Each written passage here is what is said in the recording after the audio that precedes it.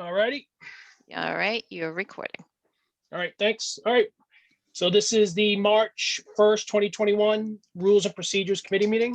Meeting shall start at 7:04.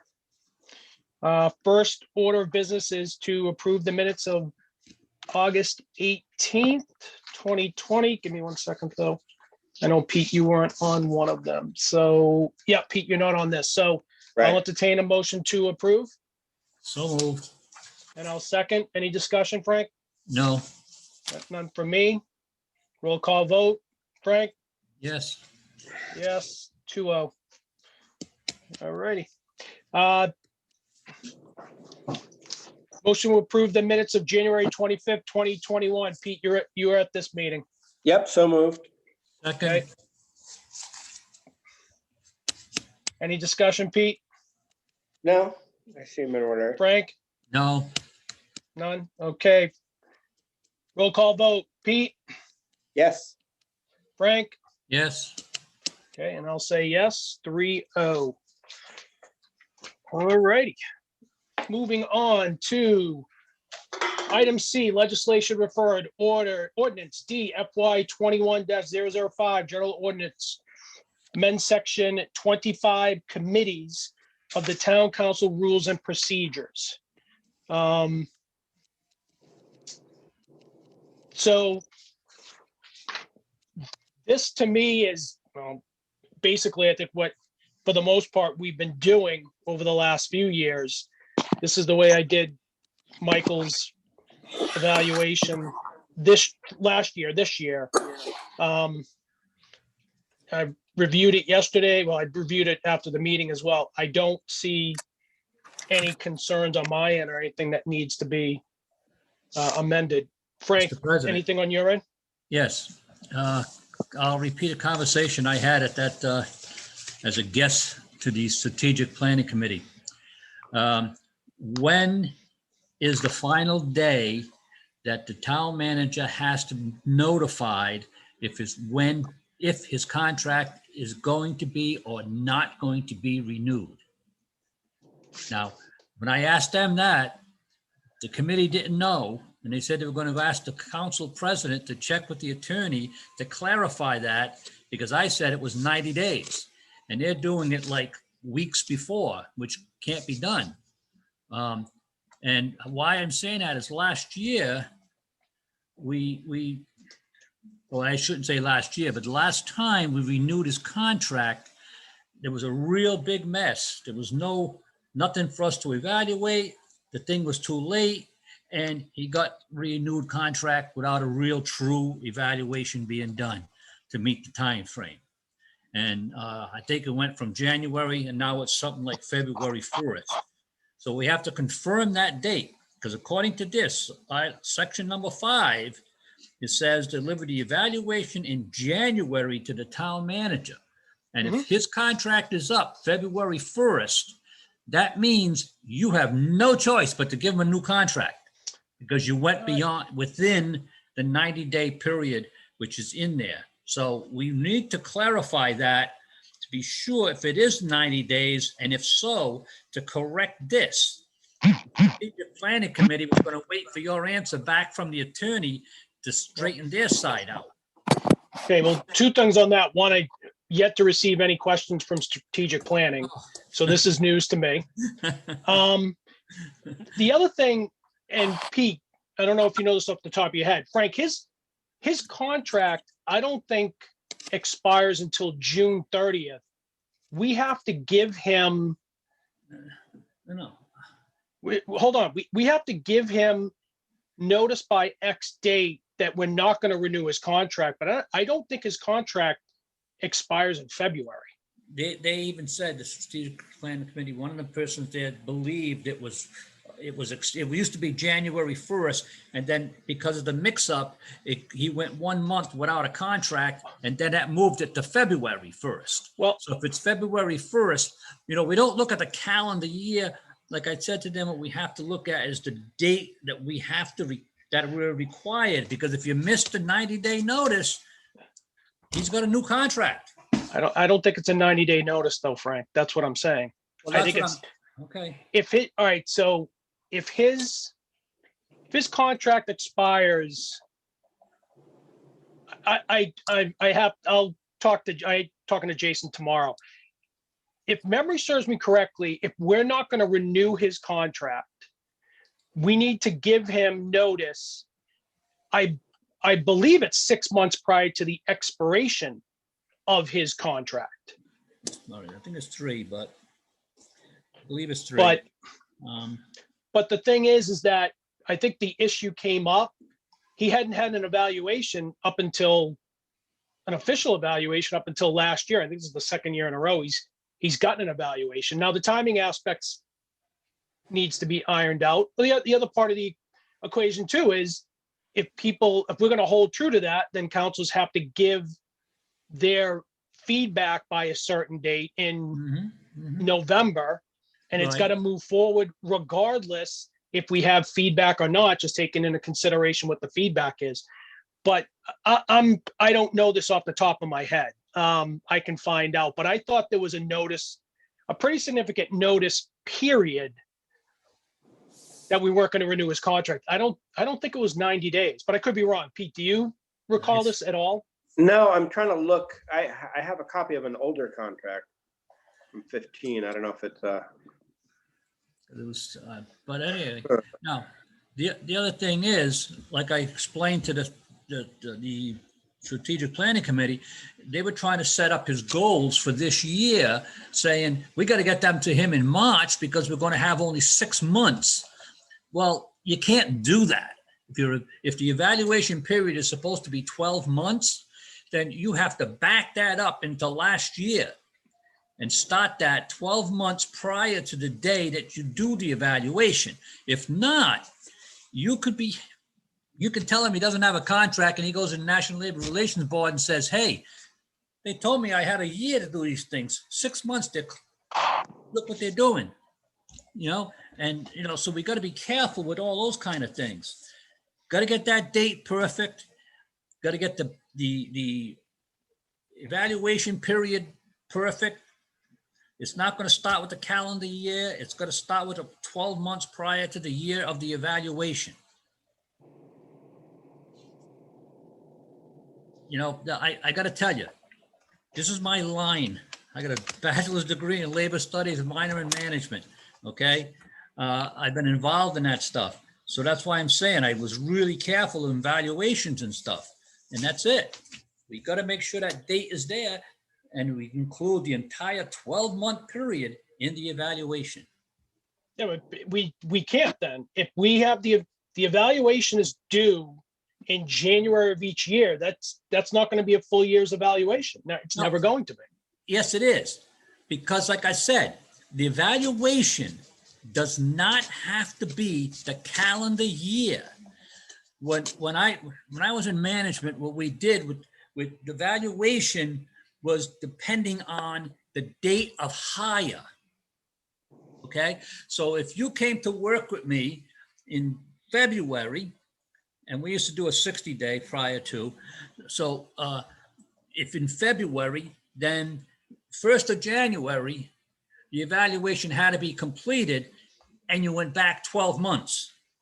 12 months from the day that the evaluation must be completed. So in our case, we have to look at goals that he was given last year for several months, continue those goals forward, add the ones that we have this year, continue that out to evaluation period.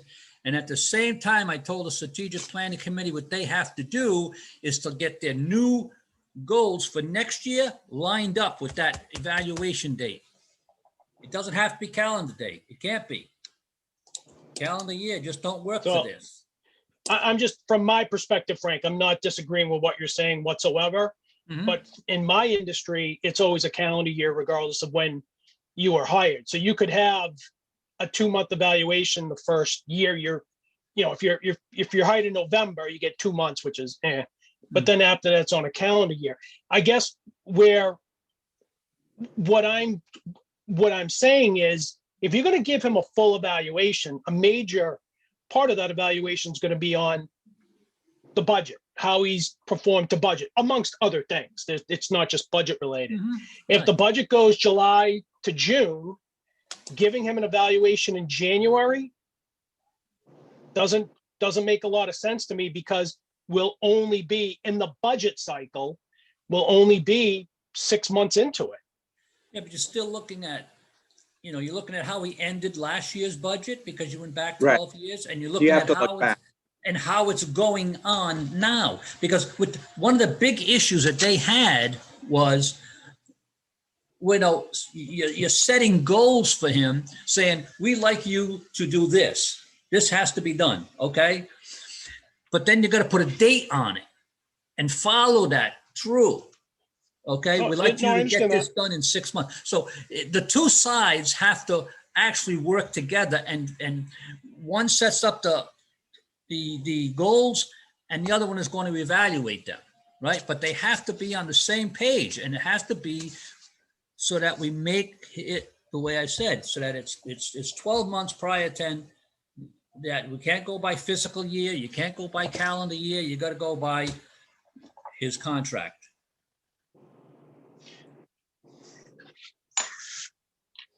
So so it seems like Yeah. we won't be ready to vote on this today. There's too much ambiguity, right?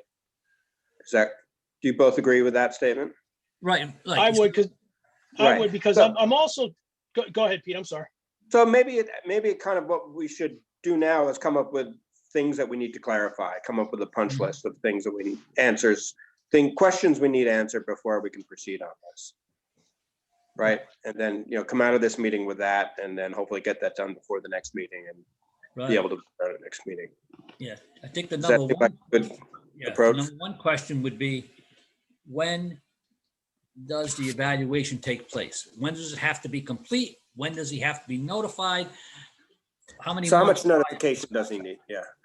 Yeah, that should be question number one. Okay. And then we got to look at, how do you incorporate 12 months into that? You have to go back into part of last calendar year and then finish it off in this calendar year. Well, this also become problematic, Frank, because just this is a scenario. Mhm. Say that the town manager resigns in February, and then we hire a town manager in April. So what you're saying now is that evaluation period is going to go from April to Right, March. right. So See, that's what, I you think, have to, if you put the language without a date, but you put the language in there that specifies 90 days from the date of his contract, yeah, see, 90 days prior to the end of his contract. So no matter who it is and what month it started, okay, you have 90 days, if it's 90 days prior to the expiration of his contract. So you don't put January or February, you don't put those months in there, you put a time period based on his contract. Because you can't evaluate him in July and then 6 months later say, hey, look, you didn't do your job right. You're out of here, right? Well, wait a minute. What about all the 6 months work that I've done? You can't do that. okay. It's different when the employee is there and he's not under a time contract.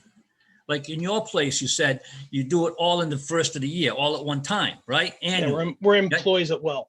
Yeah. Right. So you're not under a signed contract, and the contract doesn't say so many days prior to an expiration of the contract, you have to do an evaluation. Yours doesn't say that. And where I was, it didn't say that either. And that's why they used to just, there was crazy. It was Home Depot. They used to do it by the anniversary date. Ugh. Okay. All right. So we won't move on this. I've got, when does the town manager need notice not to renew his contract? Mhm. And then that evaluation, and I've got based on contract, potentially strike out January and put some language in there that ties into his contract. And whatever the current town manager is, their contract. Right. All Right. Okay.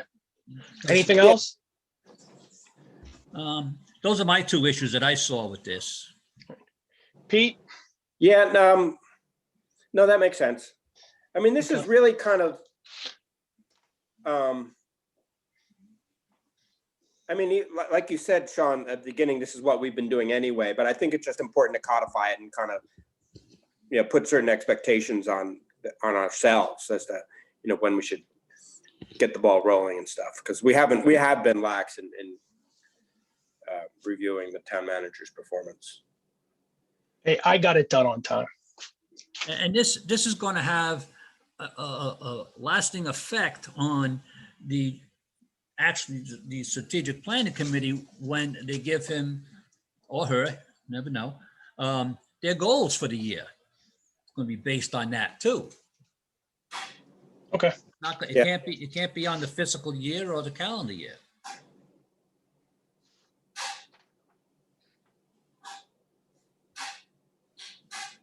All right.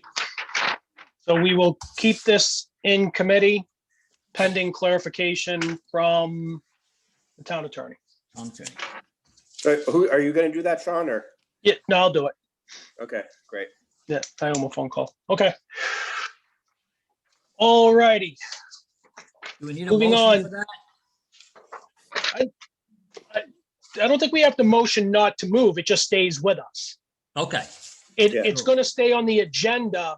It'll be on the next agenda, Frank. all right. And then whatever I find out, I will let everyone know. And then we can decide if we want to make any changes Okay, to the order once I get that information. all right. Sounds good. Okay.